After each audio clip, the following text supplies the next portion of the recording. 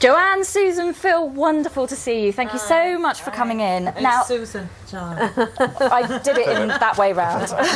You're still Phil. Do you know why you did that? Why? It's because you were singing along, weren't you? You weren't concentrating. I was you were dancing. You've been doing it all day. I mean, it's the soundtrack to my childhood. It's amazing. And I mean, you're still touring. It's nearly 30 years.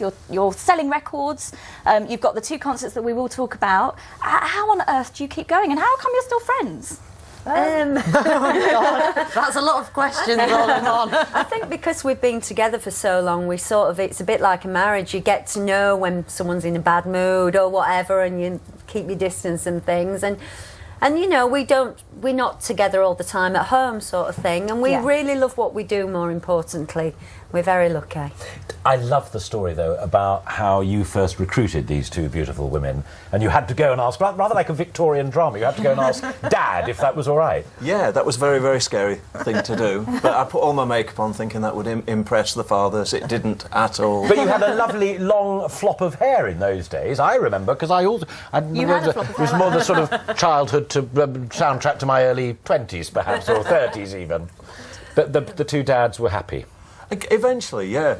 I think I convinced them somehow. It was a long time ago, and people didn't want their kids to be in groups then. Yeah. Do you find that you've got sort of a real mainstay of very loyal fans, or are you attracting new people all the time? What do you see when you look out? There's a very solid core of people that really, really like us and like our kind of music that really help us everywhere. And we try and entice a few more in. Yeah. I think a lot of people now bring the kids along. Because they're sort of that our generation, so they've got like teenagers, so we get quite a lot of teenagers coming along, and a lot of people bring toddlers, don't they? Strangely enough, it's very strange sometimes when you're on stage and there's like a 10-year-old in front of you knowing every single word, and you think, oh wow. Now, Lovebox, Lucy was talking about a moment ago. That's this weekend. You've got that coming out. But then there is, as I said, also the Steel City tour and the Small Matter of Heaven 17 on the same bill.